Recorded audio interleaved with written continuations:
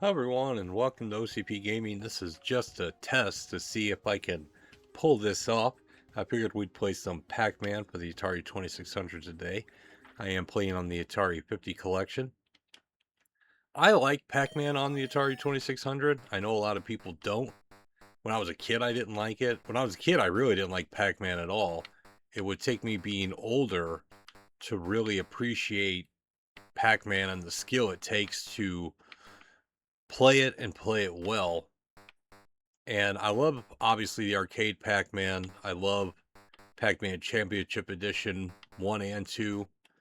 And I really felt like this Pac-Man was, you know, people kind of expected it to be more than what it was ever going to be.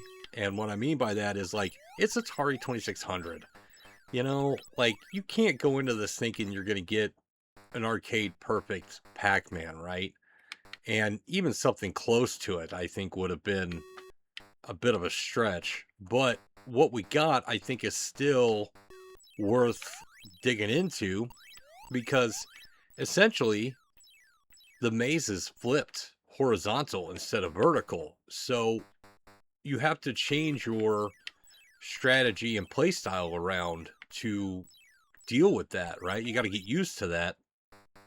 But not only that, the pellets are wafers, which there's a different way you have to go about getting them. Unlike the power pellets, which you just kind of roll over, the wafers, I want to say it takes, I don't know, a couple frames to fully eat them, right? So you can't just grab them and turn around and go. You have to eat the whole thing. And that, again, changes your strategy. In essence, what I think Pac-Man on Atari 2600 is a harder version of Pac-Man, right? And I think because it's harder, people were like, "Oh, I don't like this." And I mean, don't get me wrong, I wish it did look better, but you know, it's Pac-Man on Atari 2600. What'd you expect? It was early in the life cycle of the system, really, and the guys didn't have a whole lot of time to put this together, so you're not going to get some masterpiece, right? But it still has everything Pac-Man has. It's just, you know, different. I do wish it had the cutscenes to give you a little break. But other than that, crap, you got me. I still enjoy it though. I mean, and I enjoy trying to get a high score. I have my high score written down somewhere. I got a whole book of high scores that I've been keeping on these Atari games as I dig deeper into them. I have a 7800 plus that I might bust out, provided these videos, I'm actually able to pull this off where I'm so, I'm not used to, like, podcasting. I can do podcasting all day without a problem, but capturing video like this, no. I tried doing this a couple years ago and I pulled it off with some ho-hum results. Like, the audio wasn't that great. The video was fine, but the audio wasn't that great.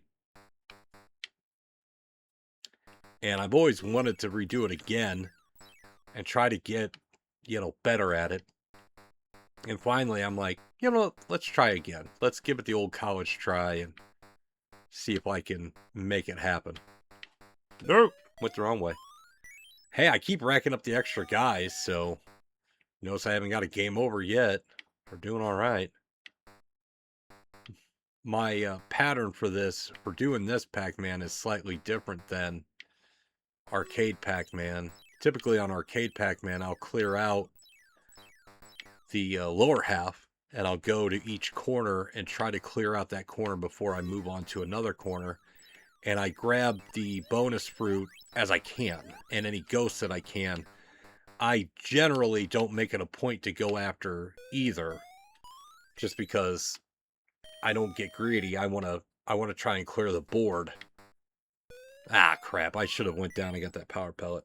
All right, 15, 27. Not bad. Not bad. So I'll post this and see if it comes out as good as I wanted to, and maybe we'll do another one. All right, bye.